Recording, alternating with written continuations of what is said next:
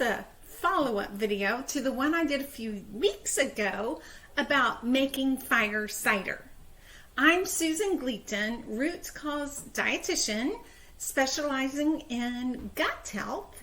And a few weeks ago, I showed you all about how I made fire cider with grating all the ingredients in it. So just for recall, some of those ingredients were, see if I can remember them all: horseradish, turmeric, oranges, lemons, seems like I'm forgetting something, onions and garlic, and then you topped it off with apple cider. Well, the first time I made fire cider, I chopped all the ingredients and put them in quart jars. But last time, and on the video that I showed you, I grated all of those ingredients and put them in the jar, and I packed them in. I mean, like really packed them in like you're pickling. That was fine. I'm actually glad I did it that way because it took less jars for a whole lot of fire cider making.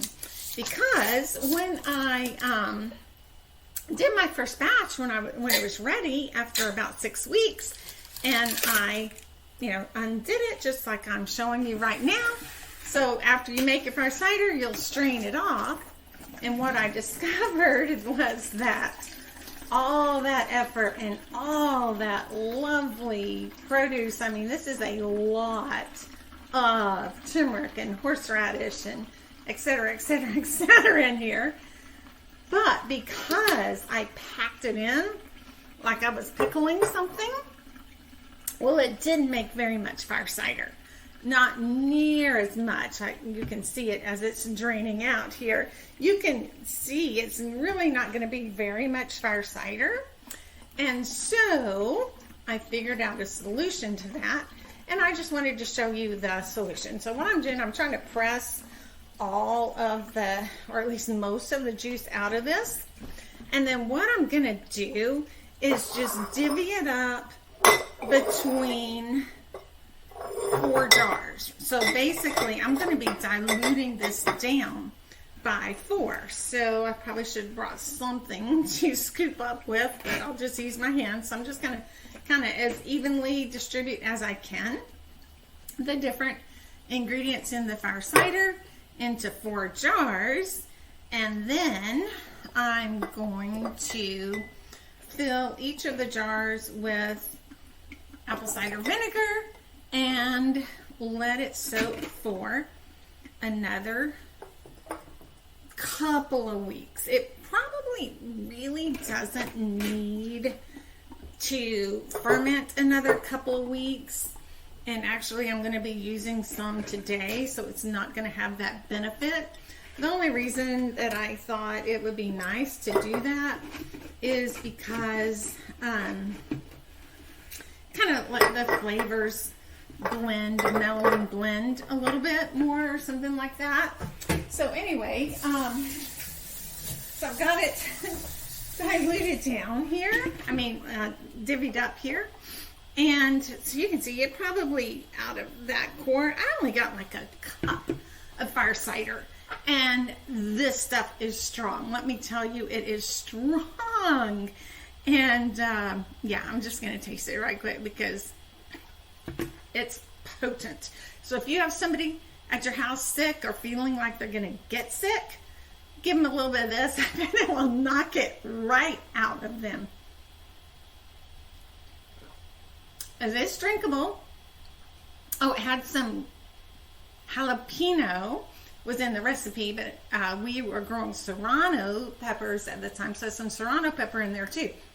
It actually tastes lovely. I could not down this whole shot, but I can sip on it, and it really tastes good. So what we do with our fire cider when I have it at this stage, or actually even diluted down like I'll show you, is we'll take just straight fire cider and put it in a little cruet like this, and I keep it in the fridge, but I take it out at mealtime because some of my family members like to just pour it on certain items of food, and so we do that.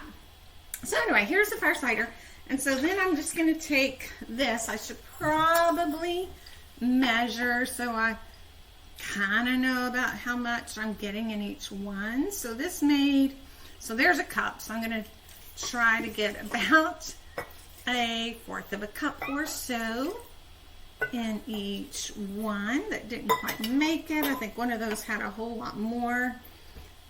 I don't even know if the measuring cup is helping or not, but close enough. It really can't be undone at this point without a great deal of trouble. So I've got those diluted out, and now I'm actually going to add apple cider vinegar and then just kind of let it blend for 2 weeks or so. So it's going to take a lot of apple cider vinegar. And so after this little stage, remember we're not canning exactly, so we're fermenting. So these don't have to be like canned on, but you can see now it's about 1/3 of fire cider, or 1/3 solid ingredients, 2/3 cider. So that's probably good. I might want it more like 1/2 and 1/2. Actually, I think I do want it 1/2 and 1/2 because when I chopped it up before, it was about 1/2 and 1/2. So this is going to make a mess probably, but I'm just going to divvy this up, and we're going to have 3 jars instead of 4. As you can see, it doesn't really have to be exact. I'm not an exact cook. Each batch is going to have its own uniqueness, I would say. But one reason I'm not getting it, I did, like the first time I tried doing this, I actually did it 1/2 and 1/2. And then when I went to go rescue or like harvest the jars after a couple of weeks, the ingredients in it, they had expanded out even more and made like a tightly packed jar. And so this time I'm diluting it more, but I think inch of force was a little much. So if you did what I did, if you followed what I told you to do in that first video and you grated all of your vegetables except for the lemon and the orange, and you packed them into the canning jars, then I would recommend that you dilute it down by 1/3 or so. See if you like it. Make it where the solid ingredients are about 1/2 a jar, and then let it sit for another couple of weeks.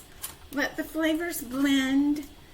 By then it will have fermented a total of about 6 weeks, and it should be just perfect.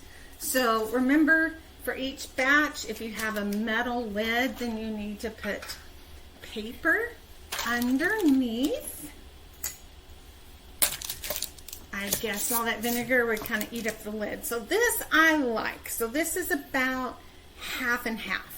So this I really, really like. And now, even though it has not been 2 weeks, this has not had a chance to blend, I wanted to show you the dressing recipe that we make with this fire cider, because it is delicious. And I ran out, so I'm not going to wait 2 weeks. I'm just diluted it down with apple cider vinegar, and I'm going to go ahead and strain it out. So, the dressing recipe, which was inspired by my husband, because I made it the way the recipe that I got was, and he said this would be a whole lot better if it had some balsamic vinegar in it. So I did that. The original recipe was 1/2 fire cider and 1/2 olive oil. But instead of that, I'm using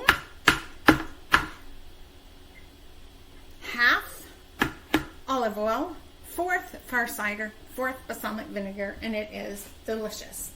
So, the way I'm going to make this is with a cup of olive oil. This is taking a while to pour out, and I will be using this olive oil bottle, so I could have just taken that lid off because I need a bottle to serve my fire cider in. So for this, I'm actually measuring ingredients because I want like exact amount of these things. So because I want this bottle later, I'm just going to pour out the rest of the olive oil into something, but I just need a bottle that's bigger for our dressing because we've been going through it so fast. So I'm just going to pour this into here, find something more suitable for it later. I suggest getting a good quality olive oil because so many olive oils are adulterated. You don't know if they're real olive oil or not, or how they were processed. So for consuming cold, not heated up, you want a good quality olive oil, and it should taste like olives. I have been using Healthy Traditions, no affiliations with the company or anything like that. I feel like it is good quality. I'm sure there are others out there, but this is the one that I'm using. So Healthy Traditions olive oil, and then I want half a cup of fire cider. Probably should have brought my half cup out here. Yeah, that looks like half a cup. And half a cup of balsamic vinegar. Which again is going to take a while.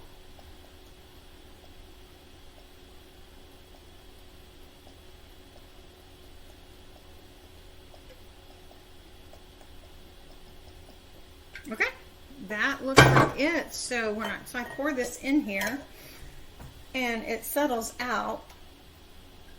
The oil should be about half of the rest of it. And then, let's see if it is. The oil is slightly over half. So in goes a little more balsamic and a little more fire cider. And we're going to call it done. Good enough.